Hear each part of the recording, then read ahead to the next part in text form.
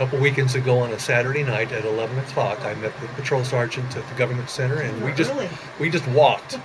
And we never got into a police car. We just walked until about almost 3:15 Sunday morning.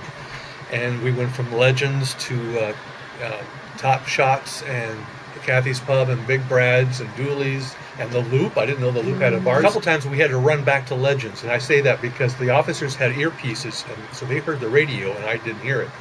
But all of a sudden we'd be walking slowly, and all of a sudden one of them said, "We got to get back to Legends," and we would run, me included, back to Legends to confront a fight. We made about, I think, 3 arrests that during that time period for disorderly conduct.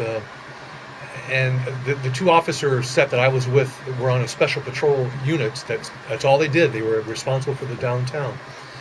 And you saw the fights and the vomit and the urination, and it is a different scene. It's a different slice of Rochester that most people don't know even exists. I was not totally surprised, but again, just to experience it firsthand, it was good for me as a criminal prosecutor, and also as one who sometimes is asked to come up with ordinances and solutions to problems. What I was looking for primarily was the response of the bar owners to having police officers, in this case the city attorney, just walk through their premises whenever we wanted to. And I was pleased to see that we were welcomed by the owners and the bouncers, the security folks, at all the locations. And that was important to me because I was involved with the closing of Westfire.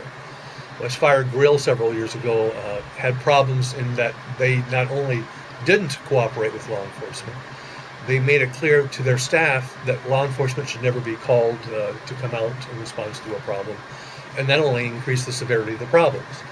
And ultimately the council took action against them. I didn't see any of that, and that was good for me to see, and reassuring to know that the owners of these establishments understand that they have a security responsibility, and the police are there to help, and they are welcomed. And several times, Legends seems to be the hot spot from all these places that I visited. 2 of the 3 arrests occurred at Legends. Troublemakers go to Legends? I'm not sure about that, but they do have a large crowd. But sometimes we had as many as 5 police officers responding to a call for help. And the matter was handled quickly, and the people were removed, and the bar was able to continue. There's got to be some cooperation between law enforcement and these owners of these liquor establishments to get this to work. We understand that they're in the entertainment business and the alcohol distribution business, but we have some security concerns and issues. We need to have a security plan.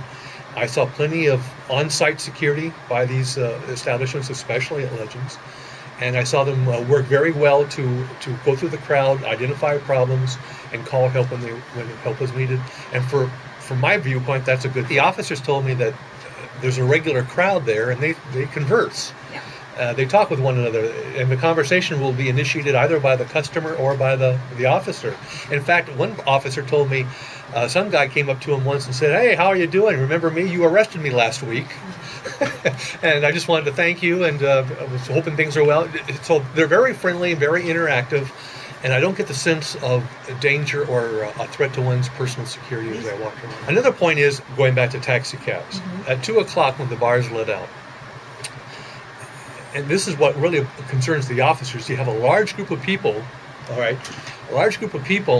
congregating out on the streets, waiting for cabs or a way to get back home or somewhere else. Thank you for not driving, folks. We appreciate that. Which is good, but when they start congregating and they've had liquor, that's where the police officers say they tend to see the fights and the disturbances. Sure. Bellatti's is that 3rd Street and 1st Avenue corner is a favorite congregating place for people who had just been released from a bar or who have been trespassed, I've been told. It's the epicenter of them all. It seems to be. They have a lot of full bladders, I bet, as well. And you mentioned Mark Bilderback. He was there that when I was doing. He was separate, but he and Randy were walking around, and Mark told me that he observed a tasing of a suspect of several months ago at that very location because of a disturbance. So that seems to be a problem in getting enough taxi cabs coming at that hour to get people home. By 3:15, it was amazing. As if somebody had flipped a light switch, it was quiet. Yeah. Almost everybody was gone. and it was the downtown Rochester we're all used to seeing.